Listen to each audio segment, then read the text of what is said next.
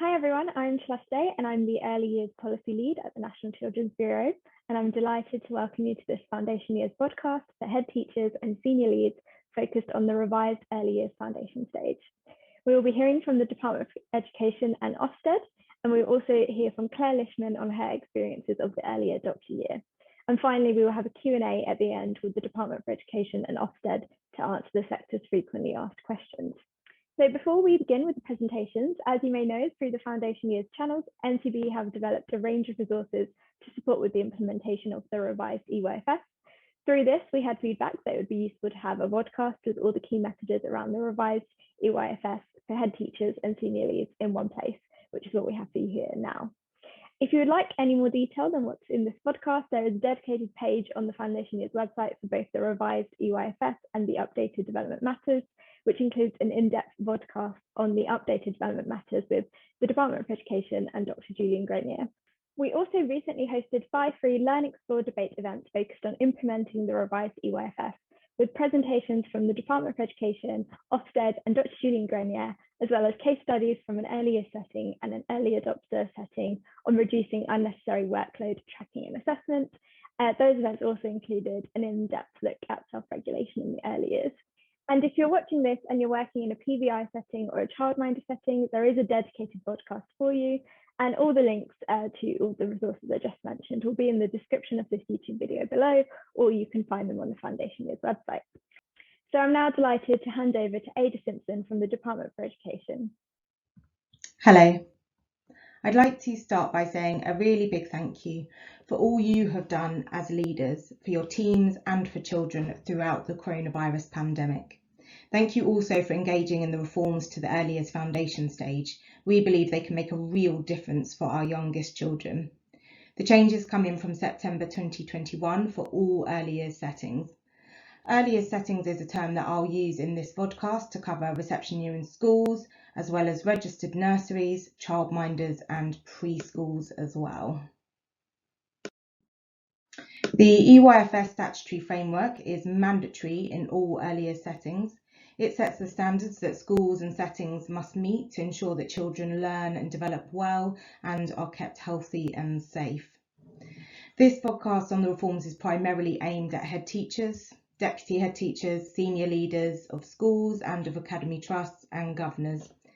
There are separate resources for practitioners, nurseries, childminders and local authorities, and this is to try and focus on the specific interests of different groups.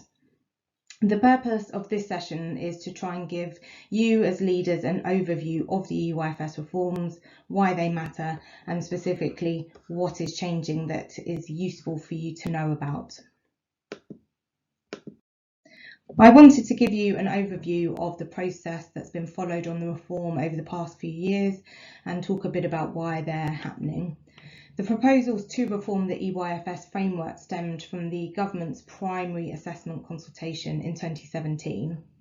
The Department for Education worked with early years experts to develop proposals on what should change.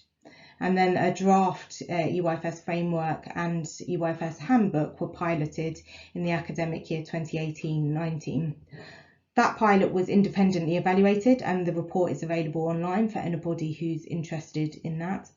There was then a consultation that ran between October 2019 and January 2021. The government response to that consultation was published in July 2020, and at that point we confirmed the final changes that would be made to the EYFS. There has also been an early adoption year where about 3,000 schools signed up to implement the reforms a year ahead of the statutory rollout, and that's given us lots of really useful feedback and information, including on how to support implementing the reforms across all different types of early years settings from this year. As you can see on the slide, the main aims of the reforms have been very much driven by trying to improve outcomes for all children at age 5 and to reduce workload burdens.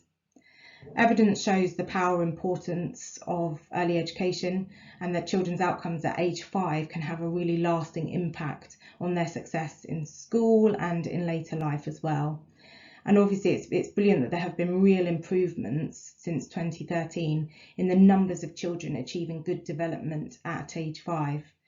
but still too many do not. When we also really need to focus our actions and attention on closing the persistent gap in outcomes. So in 2019, it was 57% of children eligible for free school meals managing to achieve a good level of development at age 5, and that compares with 74% of other children. And as I say, that's been a really persistent gap over time. And that's why these reforms have been designed to support the things that really most help improve children's outcomes. And we know that a key one of those things is around how teachers and practitioners are able to spend their time. And we really want to remove the unnecessary burden of lots of paperwork, lots of tracking in early years, and lots of evidence collection, and instead to enable teachers to spend that time directly with the children instead. And we know, of course, in the context of COVID-19, the importance of focusing on, really reduced burdens and trying to support children. And actually, it's been really, really interesting to see feedback from early adopters who, despite COVID, have found that actually already the reforms have helped them reduce workload burdens, even while setting up the changes that they wanted to make under the reforms. So that was a bit about where the EYFS reforms have come from and why. This slide now summarises the headlines of what exactly is changing from September. We want to see a really renewed focus on how curriculum and assessment work in the early years and strengthening these where needed to make sure that they provide a really holistic and strong experience for all children. We want to see early language at the heart of broad curriculums. To that end, we've changed the 7 educational programmes on each area of learning within the EYFS framework. We've also provided new development matters guidance which can support this. That does also have a dedicated reception year section for the first time, as we know how important that is. In terms of assessment, we want to make sure that people really hear the message that we're trying to give around avoiding excessive tracking culture and evidence collection across the piece. And that applies to ongoing day-to-day assessment practice, as well as the assessment that needs to happen at the 2-year-old point, and then the EYFS profile at the end of the reception year. In terms of the profile itself, we've made a number of changes to how that works. And that's new early learning goals that are more specific than the last ones. Also changing the bands in the EYFS profile, removing the exceeded band, and removing LA moderation of EYFS profile judgments. Those are the main changes in the EYFS. There are also a number of small changes to the safeguarding and welfare requirements in section 3 of the EYFS. The most noteworthy of those is around the change on oral health, which is a new explicit requirement to promote children's good oral health. We know, of course, that many settings do already do that. In addition, there are some minor changes to section 3. Those are things that are intended to clarify common questions that people ask around existing requirements in EYFS section 3, and also to reflect some updated changes that have happened since the last framework was published, for instance, around latest data protection laws and so on. So as I say, those are all smaller clarifications in section 3, but there will also be more information there for people who need to find out more about how those will work. I mentioned there the new Development Matters non-statutory curriculum guidance. That was published in September 2020, so you may already be familiar with the setup and content in that. For those who haven't seen it yet, you'll find when you do that it's got quite a different setup to the previous version of Development Matters guidance, and that's really intentional. We want to move away from that document being used as a tick list for generating data or for tracking and reporting on children, which people have told us can happen, and instead to really try and focus on giving good curriculum advice on how to set up curriculums that are broad and holistic and put early language at the heart, and to really focus on giving practitioners the space to make their judgments and to do things that are right for their children. So there are in that document broader ages and stages than there was before. There isn't a focus on the early learning goals, And we really want to give that message that the early learning goals are not intended to be the curriculum, they are an assessment point. You'll see on the slide there's a couple of quotes from early adopters who've told us about their positive experience of using development matters, which is really encouraging, and we hope that for many people it will feel the same. We know that there's a lot of really excellent practice in the sector around assessment in the early years. We have also heard that in some places, perhaps excessive culture has grown up of overly tracking and collecting data and generating evidence to substantiate judgments around children's progress. So under the revised EYFS, we're really keen to get out the message about focusing on assessment as one tool to support children's development, and making clear that the EYFSP in particular is not intended to be an accountability measure either for schools or for teachers. So that's something really important that we wanted to share, and it applies across the piece to ongoing assessment, the 2-year progress check and the EYFS profile, that all of those should be done in a way that's proportionate and focuses on supporting children in the best possible way. We know that for some people that's absolutely what already happens, and we know that in some settings there is a sort of quite heavy reliance potentially on tracking data throughout the reception year and indeed even prior to that. So we want to be really clear that that's not what we expect to see, and by we I mean the Department for Education and Ofsted. So this slide just sort of summarises some thoughts on effective assessment under the revised EYFS. We will be providing more advice and information on this, including revamping the EYFS handbook as well. So that will set out some more information that hopefully people will find useful. And then this just also says what the EYFS profile is supposed to be about, supporting that transition into year 1. Confirming that local authorities will not have a statutory duty to moderate teachers' EYFSP judgments anymore, but that they will still collect the data and submit it to DFE, and we are still really interested in understanding children's outcomes and development. I wanted to highlight that one aspect of the changes to the EYFS profile assessment is the new set of early learning goals. And I know that some people have perhaps focused on these as being a key change in the EYFS reforms, and certainly it is an important change, but that is just one aspect of the changes to the profile assessment, and that we really want people to consider the changes to their practice as a whole, rather than just thinking about here are a new set of ELGs to measure against at the end of the reception year. This slide summarises some of the key changes to the early learning goals, and there is more information about these and how they've changed online for people who would like more information on that. So moving on then to what the EYFS reforms mean for different people, starting with early years practitioners and teachers. We hope that, as I've said, they'll be able to spend less time tracking children and gathering evidence, and more time interacting with children, supporting them, teaching them, and working out what help they need in their learning. We also hope that people will feel a real sense of a focus on their professional judgment and the sort of deep conversations that they'll be able to have about their children. We would also be really keen for people to do different continuing professional development activities to support their implementation of the reforms.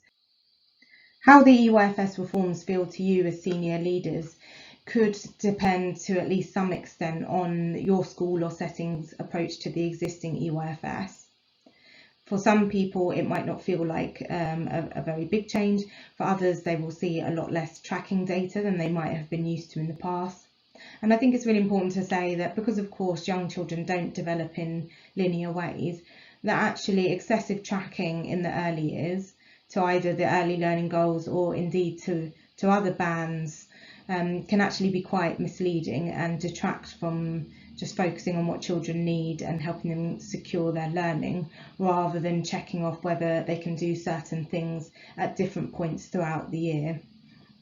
So that is a really key message that we want to get across, and it will be important to have that sort of recognition that it could potentially feel quite different to how things are done at other stages of learning within the school. It'll be important to help your teachers and practitioners and staff to understand what the EYFS reforms mean and to help people to access continuing professional development. Please do also make sure that your SENCOs are fully aware of the changes and can think about what that means for how they do things under the revised EYFS. Some schools may find that they want to or need to revise their curriculums. Perhaps for some that might be quite extensive, for others it might be smaller refreshes to make sure that the educational programmes are all reflected and to really put early language at the heart of that broad and holistic curriculum. Although local authorities will no longer have a statutory duty to moderate EYFS profile assessments, they will still retain a really important role in supporting early years settings to deliver well against the EYFS framework. That will include providing training and information to settings who need it around effective assessment within early years, and also specifically, of course, in terms of supporting effective completion of the EYFS profile assessment for those who need it. And this sort of training and support fulfills the statutory duty on local authorities to make provision to ensure consistency and accuracy of assessments. We know that so many local authorities engage in really effective practice in this space, and we hear how positive that can be, both from local authorities and schools as well. And that can be around facilitating peer networks and cluster moderations and so on, where schools want to engage in those things. Local authorities also have a really critical role in the data around the EYFSP, and that will remain in terms of checking the data for any glaring errors and making sure the data comes into us in DFE as well. They will also have a role, and many have already started this, around helping support implementation of the reformed EYFS and helping people to really make the changes that will help them to best support children. Today I've given some of the headlines that we think it's useful for you as senior leaders to know about. This slide contains some links to some other information that might be useful for you. As I mentioned at the start, there are other support materials provided for practitioners and teachers in different types of earlier settings. So for those who want to know more, there is more out there as well. Thank you again for your time. Thank you, Ada. I'm now delighted to hand over to Phil Mims from Ofsted.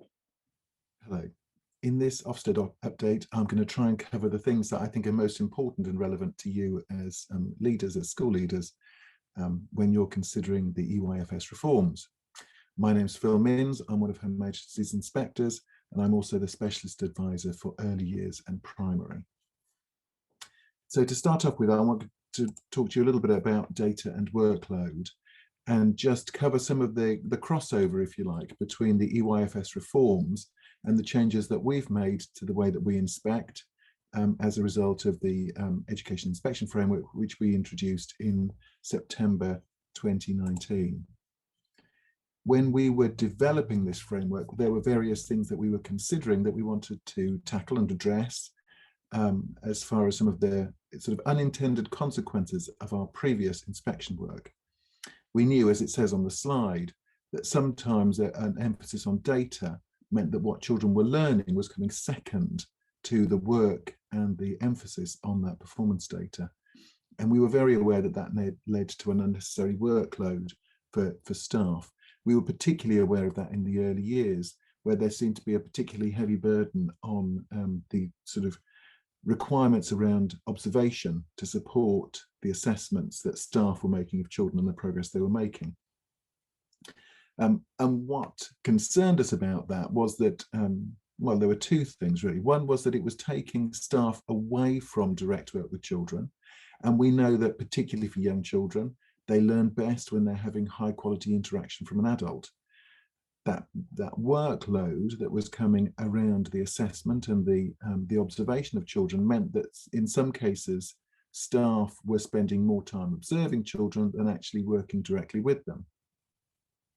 And that can have obviously sort of a rather an adverse effect on their learning, because we're spending more time watching them or waiting to see them do something than rather actually helping them to learn in the first place. The other thing that it was doing was resulting in an awful lot of paperwork gap for staff. And again, that was getting in the way of some of the other stuff that we would like them to do. And I'm sure that you would like them to do as well, around preparing the learning, thinking about how they're going to get this learning across, and making sure that every lesson and every interaction was as strong and as purposeful as it could be. One of the other things that was in our thinking when we were developing the new inspection framework was our awareness of the impact sometimes on the performance data to narrow the curriculum. Now, it's not always straightforward when we think about that in terms of the early years. You know, it's easier when we think about a GCSE subject where perhaps there are 7 areas of a subject that are going to be taught, but actually we know that only 3 areas come up in an exam. So let's narrow that down to 4 areas. So what happens is that that young person might still get the GCSE that they need, but what they won't have is the breadth of study that actually is supposed to be signified by that GCSE. And of course, that means that they might get the GCSE, if that's the aim of the game, but we'd say they were hitting the target but missing the point. Because of course, then with that GCSE, if they go on to study it at A level, for example, or if it's something like French and they go on holiday to France, they actually haven't got the knowledge that is supposed to be set out in the coverage of that area of the curriculum. So those children lose out. Now, we can see it in the early years as well. Sometimes as we're getting towards the end of the early years, there's a pressure on getting a good level of development. And obviously, we'd want every child to get a good level of development, but that should be as a natural result of their learning across a broad curriculum. It shouldn't be because the curriculum is narrowed towards some of the specific areas of learning, simply so that children can pass that assessment task, particularly when we know that actually it's often the prime areas of learning which carry children on through Key Stage 1 and into Key Stage 2, enables them to learn successfully. And you can see from the bottom bullet on this slide that we're particularly concerned when teaching to the test and narrowing the curriculum effect, because the effect they have is the greatest on those most disadvantaged and the lowest attaining pupils. So it's really something that we have to be concerned with.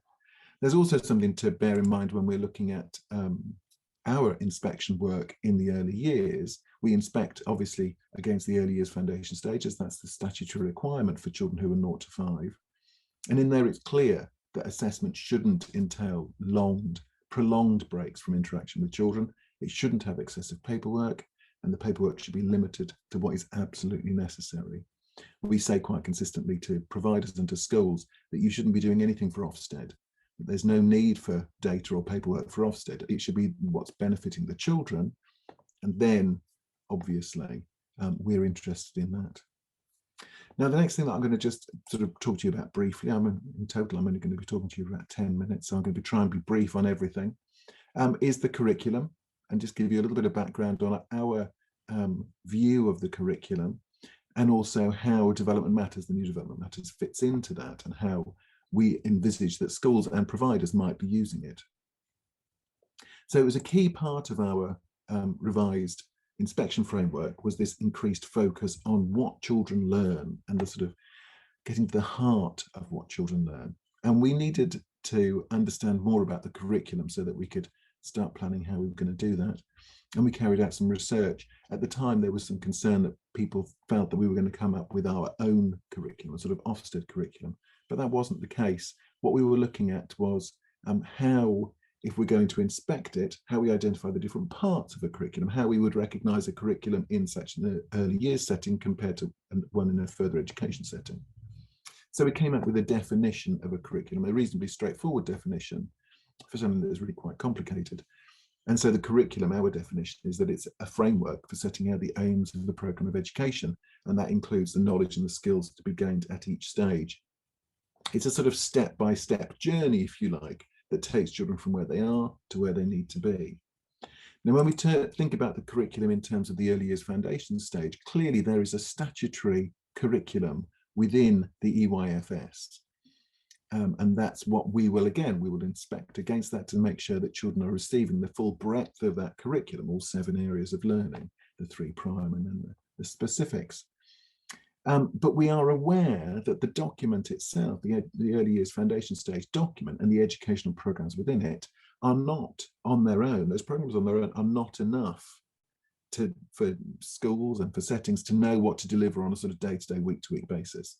And that's why we say what we've got, and this is from the handbook, where we recognise that the educational programmes provide the curriculum framework that leaders then build on to decide what they intend children to learn and develop. And it's that building on, that's where we see development matters fitting in. Now, one way of seeing it, and we sort of describe it sometimes as those educational programs providing the skeleton for the curriculum, and then it's up to providers and schools to put the meat on those bones, to sort of flesh it out based on what they know about their children, their experiences, their interests, where they come from, where they're going. And that's a sort of job for every place to do themselves. But we recognise that now with Development Matters, that's sort of the space that Development Matters fills. It does that job for people, but it's not statutory. So we recognise that some people will choose to use it and other people will choose to use something else or come up with something themselves. But that's where we see Development Matters and other things fitting in, is that it enables people to take those high-level intended outcomes from the curriculum document itself and translate them and change them into something which actually can be delivered, so that the curriculum becomes a progression model. And that's how we see the curriculum working, so that, like I said, we know where those children are when they arrive. We've got a really good understanding of what they can do, what they know and what they don't. We know where we need to get them by the end. So in this case, the top of that staircase. And then what we do is we break those sort of bigger goals that we've got about where we want them to get to into smaller steps. And we then help them to get those smaller steps, and we give them the right time and the right support to make the progress they need. We need to know where we're going. We need to know that sort of goal at the top so that we know how we can start getting them there. And that's where we see, again, this development of the curriculum, whether it's Development Matters or something else, that enables providers, when they're working with younger children, to know how they're breaking that bigger journey down and ensuring that children get where they need to get by the end of the time that they're with them. Now, lastly, I just want to quickly talk about the role of assessment. Because obviously at the beginning I said that we were very aware that sometimes assessment was taking too much away from the education that children were receiving and taking adults away from that direct interaction that we know is so important. But clearly assessment is important. But so I just want to explain a little bit about that for you. Now, the first thing I want to talk about is the fact that, as it says on this slide, summative grade descriptors are not a curriculum and they're not progression. So, for example, the early learning goals at the end of the foundation stage are not themselves good things on which to base your curriculum. And that's even more important with the revised EYFS because, for example, in mathematics, there is no goal in mathematics for shape, space and measure. Now, that isn't a problem for us at all for Ofsted. That's because the EYFSP, the assessment that happens at the end, is simply, if you like, a health check. It's to make sure that children are generally where they need to be. It is not determining the curriculum in exactly the same way that whatever comes up in a GCSE exam is checking, if you like, where children's understanding and knowledge is. It's not determining everything that was supposed to have been taught during that time. So the curriculum in the early years foundation stage is determined by those big comments, those big, if you like, descriptors in the actual early years foundation stage document itself, which set out the programs of learning. The goals are smaller things which in the grand scheme of things do not determine that curriculum, and they shouldn't be seen as determining the curriculum. And that's really what sort of the point of this slide is. It's not a substitute for a curriculum to simply take out the things that are going to be assessed and say this is what the children need to learn. And also that diminishes the role of the early years foundation stage in a child's education, because the early years foundation stage, like Key Stage 1, Key Stage 2, Key Stage 3, Key Stage 4, all of them all play a very important part in a child's long-term education. And they all do different things. What happens in the early years foundation stage, it cannot be repeated in Key Stage 2. It's hard to repeat it or cover it in Key Stage 1 because we're dealing with children at a certain time and stage in their development. It's why the prime areas of learning are so important for those our youngest children, and it's why they really need to get the support and development that they need. Things like the vocabulary that children have developed from their communication and language, the personal skills they've developed from their PSED, their ability to feel able and confident to start and finish an activity in a classroom. All of these sort of skills and knowledge that they need to gain from their early education is enormously important as they move on through. And sometimes when we see the early years foundation stage as simply being finished, if you like, when we assess it at the end of a child's reception year, we diminish not only how we understand that curriculum, but we also limit the ability of that curriculum to support children later on. And often when we look at children who struggle as they move up through a primary school, it will be to do with things to do with their prime areas of learning, to do with their vocabulary, to do with their comprehension, to do with their ability to operate within a school environment in a safe and happy way. So it's really important that we make sure that children get what they deserve and the curriculum that they're entitled to when they're in those early years. Now, lastly, my last slide here is just a few extracts from the handbook, from the grade criteria for quality of education, that really just emphasises for you this focus that we put on the curriculum, on the knowledge and skills that children learn, and making sure that pupils' work across the curriculum is of good quality. And in the early years foundation stage, that's in all 7 areas of learning, communication and language, right the way through to understanding the world. Thank you very much. Thank you, Phil. I'm now delighted to hand over to Clare Lishman, who will be answering some of our questions of her experiences of the early adopter year. So I'm here with Clare Lishman today, who's going to talk to us about her experiences of the early adopter year. Clare, would you like to introduce yourself and give a bit of background to your work? Yes, okay. My name's Clare Lishman. I'm Director of Early Years at the Bishop's Primary School, which is part of the Northumberland Church of England Academy Trust. We're obviously in the north of England. We serve a disadvantaged area of Northumberland, and we have 5 primary sites, and I'm responsible for all of the early years provision from 2-year-olds through to the end of reception. Brilliant. It's really great to have you on, Clare, to talk to head teachers and senior leaders about your experiences on the ground. So the first question was, as an early adopter, what are the main changes that you've made this year in early years? Right. We have made changes. I think it's been very beneficial for us to have the year as an early adopter because it has given us the time to really get our heads around the EYFS reforms. The first thing we did was obviously looked at the new materials and looked at the changes. We looked at the new style development matters, and we looked at the early learning goals and the changes that were there, because although we didn't want to teach to the early learning goals, we didn't want it to come as a nasty shock if there were massive changes and we got there and hadn't given the children the right experiences to be prepared for them. We then looked at what we did already, what we currently felt went really well with the curriculum that we delivered to the children. We didn't want to get rid of everything and start from scratch, because we did feel that there was a lot of work had gone into what we were doing, and a lot of it was working very well for our children.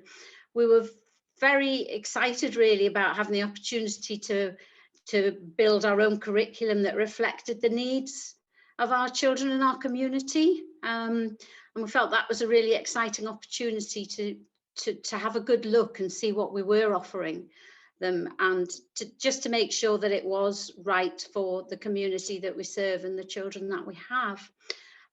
We then saw the materials that Julian Grenier had produced to support the new development matters, and we really looked at the 7 principles of effective practice that Julian had outlined, and we started building our sort of curriculum around those. They were our they were our steering points, if you like.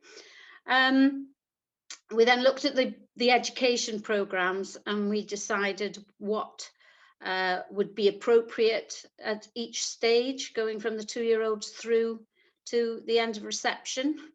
And we've come up with a curriculum that has incorporated the principles of effective practice. It's got the education programs, but it suits what we want for our children in our school. And so we feel it is our own bespoke curriculum, and we're quite excited about delivering that to the children. What we liked about it especially was the emphasis on the communication and language, because that is an area that I know most schools have to have a real focus on, but we do have to focus greatly on communication and language. And although we were doing a lot of work in this area, it was really good to see that we had the opportunity to thread this right through all of the 7 areas of learning, and that it was seen to be a priority. So that was probably sort of the big work, piece of work that we did. And we are fortunate, there are 18 members of staff in the early years team, so we were able to reflect on what we already had in place and use their knowledge and experience to build this bespoke curriculum for our children. Brilliant, thanks Claire. And I think that's a really important point that I think Julian in particular has been trying to get across around, you know, reflecting on what you do well and building on that. Brilliant. So what were the key differences that you made to for what you delivered to the children? I think it was the freedom that we got to choose what works for our children. We have the focus on communication and language. Many of our children have quite limited experiences, so we always use a story as a starting point and then are able to go off following the children's interests. So again, you know, our curriculum is very broad, and we were able to follow the children's interests. We didn't feel that we had to follow certain lines with them, because, you know, we knew what interested them and what we were expecting them to achieve while we were working with them, and using story was a great way into it. We also really like the fact that there's greater depth in the mathematics, that, you know, the focus on really understanding how numbers are made up, if you like, as opposed to really trying to get them to 20 without them having a real solid understanding of number values to 10. You know, shape, space and measures not measured as a goal, but it's definitely still in our curriculum, because it is something that you would naturally do when you're talking to young children. So probably the main differences were the communication and language, us feeling able to follow the children's interests in the way that we wanted to, the mathematics, and of course, you know, less data captures and less requirement for loads and loads of evidence. Although I know there hasn't been a requirement for evidence, but it has been what teachers have been frantically collecting. So it was getting that message across to teachers that actually what we want is their professional judgment about where the child is, and we've given them the opportunity really to spend the time with the children, getting to know the children well. Brilliant, yeah, and that really helpfully builds on kind of some of the points that DfE and Ofsted are making around the broad curriculum, and taking the time getting to know the children and following their interests. Yeah. So you talked a bit about kind of data capture. One of the aims of the reforms, as you know, was to reduce paperwork. So have you found this to be the case? Yes, it is. It has been for us. Obviously, in the beginning, you know, getting the curriculum underway and everything involved quite a lot of of work. But once that's in place, then, you know, you've got it. It's there. But now that we don't have as many data captures, that has really reduced the workload for teachers, and they are really enjoying spending time with the children, which is what they love doing and why they went into the job in the first place. So that has made a real difference to the workload and the paperwork that they've got. Yeah, and I think it's giving them the reassurance that their professional judgment is valued, that we know that they know the children well, and we know that they have a good understanding of child development, and when they bring the two together, then they're very, very able to plan for the next steps in that child's learning with appropriate activities that interest and motivate them.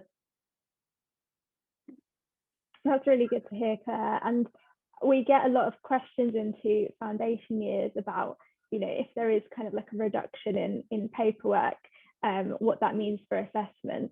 So how has your method of assessment changed? It's quite interesting, actually. We, as I said, we've reduced the number of data captures. We have an on-entry into each of the year groups that the children go into. But what we do is we decide whether or not the child is on track or below, or significantly below. Now, if they're on track, that's absolutely great, and we continue with what we're doing, and we follow the children's interests. We look at the next steps that we know they need to continue on to be on track. The children that are below, they are the ones that we really focus on, because we want to provide the right interventions and the right experiences for them, so that hopefully by the next time we're looking at their progress, they are on track again. So that's been useful. I think the focus has probably gone more to those children who are just below, and we're able to put the right interventions in for them. And I think we haven't done it by the goals. We've done it by the areas of learning when they've had to do any kind of assessment. So they assess where they think the children are across the area of learning, sort of thing, rather than splitting it in. And that's made a big difference to the reception year. We had, with just coming back out of lockdown, we wanted to know where our children were when they came back in, particularly for the personal, social, emotional side of things. So we had a Google Meet to discuss our assessments.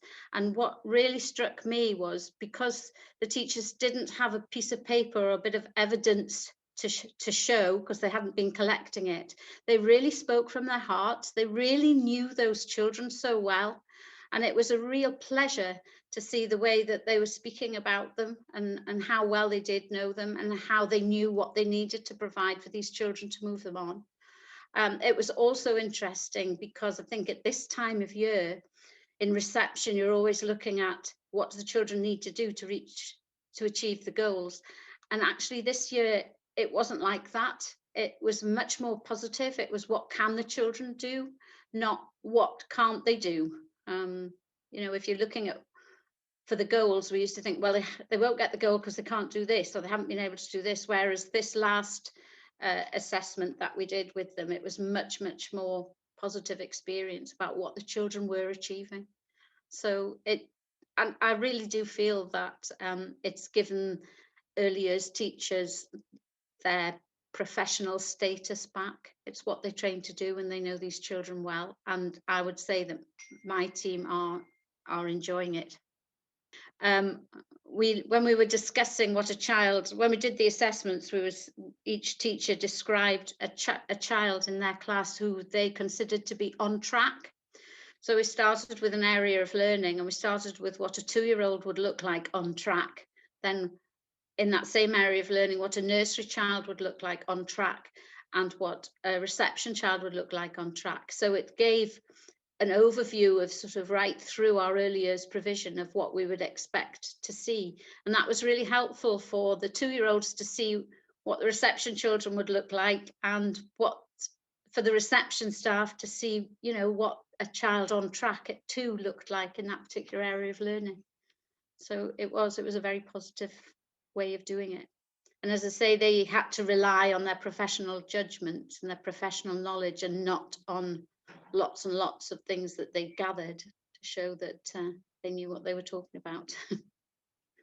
That sounds really positive, and it's I guess like a reframing, which sounds really good. Brilliant. So if you had one piece of advice for head teachers and senior leaders who are preparing to use the reforms from September, what would it be? I would say to support your staff, make sure that they do have a good knowledge of child development. I'm sure that there's going to be lots of opportunities for training CPD, because this is going to be a crucial factor to the early years. I would say give them the opportunity to discuss their children. And if you're in a small school, that's quite difficult, because you might be the only, early years sort of team member. But I'm sure local authorities are going to promote cluster groups and things like that, and networks of schools.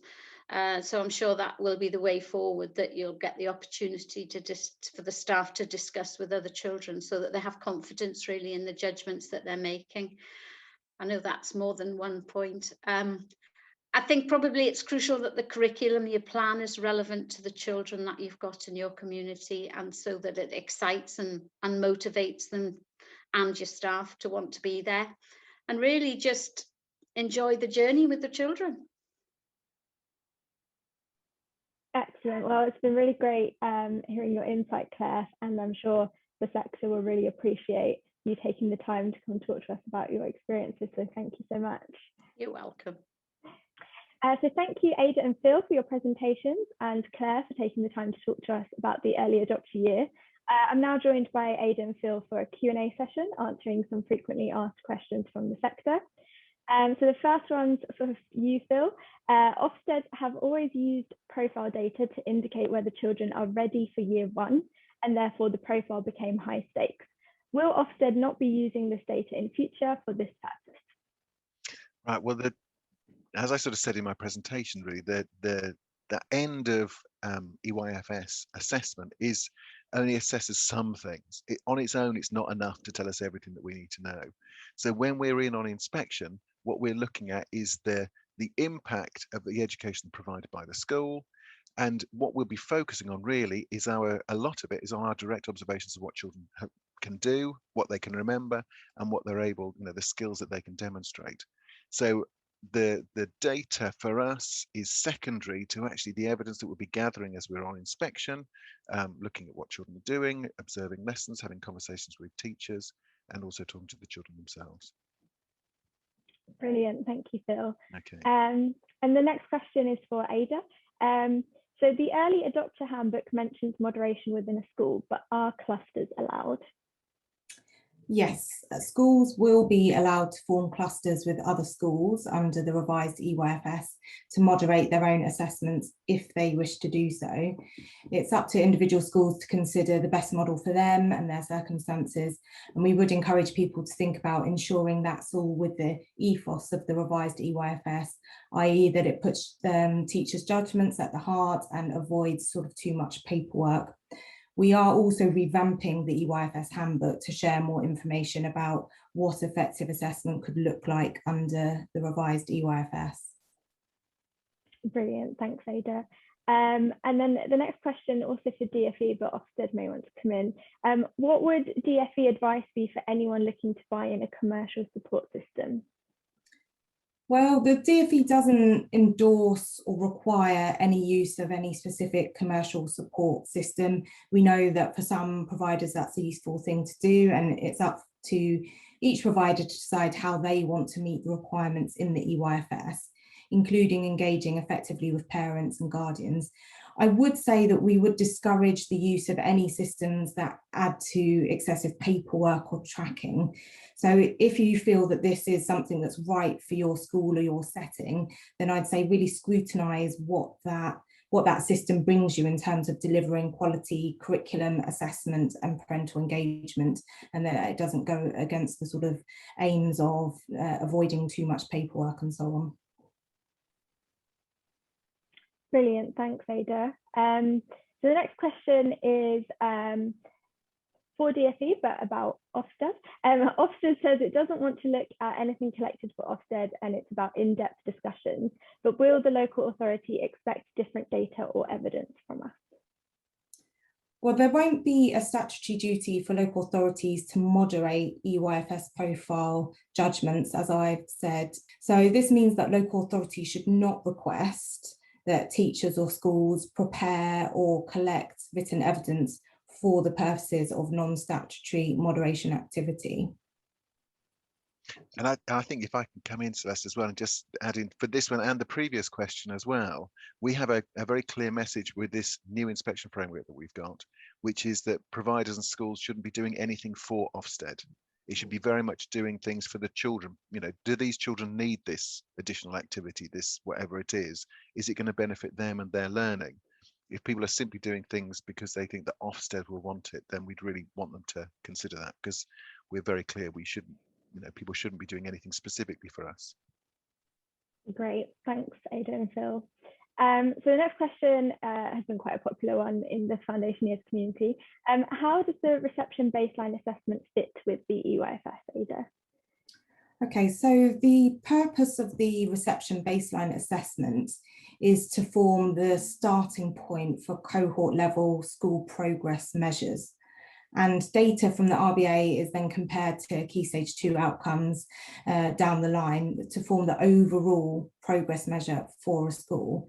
So that means that it's got a really different purpose to what we're trying to do with EYFS assessments. So although the RBA will take place during the EYFS phase of education, it is distinct and it's not to be used in the same way. We don't suggest that it's a suitable sort of formative or diagnostic assessments, and so it really is about that being a progress measure and about the EYFSP being about what's needed to best support children's outcomes, children's transition into year one. Thanks, Ada. And if anyone's interested in more information on that, there is a foundation years webinar on the reception baseline assessment with that team on the website, and we'll put a link in the description as well. Cool. So the next question is a specific person's experience, but we've had similar questions come into the foundation years inbox around this. And I think it's picking up a bit on what Phil was saying earlier as well.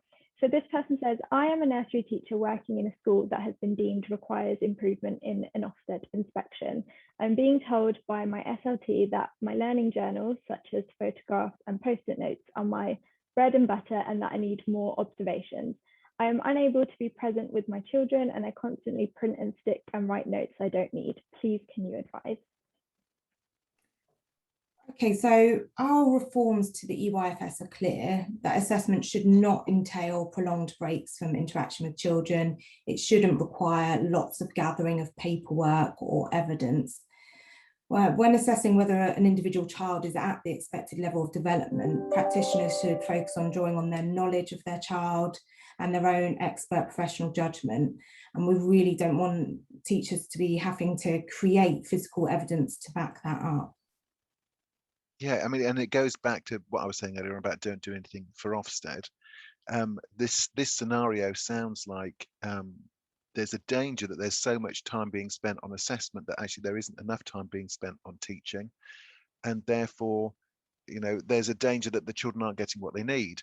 When we're on inspection, what we want to be able to do is have conversations with teachers about what children can do, what they know, what they can remember, what they used to need to learn, what they've learned, and what they're going to learn next. You know, we need to have those detailed conversations with the staff, and that comes from staff who really know their children. And knowing their children doesn't necessarily come from, you know, lots of observations. It's more about working with them directly and understanding, you know, exactly what they need to learn, having a good understanding of the curriculum. And I think this goes back to our aims of the EYFS reforms overall. So as I've said, that, you know, we want to be focusing on the things that matter most to children's development. And what we know is that isn't lots of paperwork, it's more time with the children. Great, thanks both. And I know you and your colleagues have been working really hard to get those messages out there. So then our last question is for Ada. How will I know how teachers in my school are performing if we don't have in-year tracking or data to compare against? Okay, yeah, that's a question that we have had a couple of times, and it is for individual schools to decide on the approach that they want to take for performance management of their staff. I would say that for the early learning goals, they have been designed to give a sort of well-rounded picture of a child's development at a single point in time, and to provide useful information to parents and to year one teachers to support that child's transition to year one. So it's very much about that focus on, you know, a sort of snapshot of what that child can do. It is not intended that the early learning goals are an accountability measure for teachers or for schools. So we would suggest that it's best to avoid any approach to performance management that encourages teachers to regularly track progress towards the ELGs, or to teach a narrow curriculum based on the ELGs, because we have heard from people that that's something that they struggle with, where the ELGs have become the curriculum rather than this sort of assessment point. So DfE does really discourage, as I've said, excessive tracking within the new EYFS. And so that's really the message that we'd want to say there, that that's not what the early learning goals or the EYFS profile is supposed to be about. And also that sort of approach can lead to an assumption that somehow the early years foundation stage finishes at the point of assessment, rather than it actually being the first important in an equally important later stage of a child's education. You know, it doesn't, what children learn in the EYFS doesn't finish there. It's actually going to be built on as they move into year 1, year 2, year 3, year 4, year 5, year 6. It's going to go on forever. So it's worth seeing that as part of a longer curriculum rather than something that's finished just because there's an assessment. Great. Well, thanks again, Ada and Phil and Claire, for your time for this to record this podcast. And thanks so much to the Foundation Years community for watching. We hope you found this podcast useful. Bye. Thanks. Goodbye. Thank you.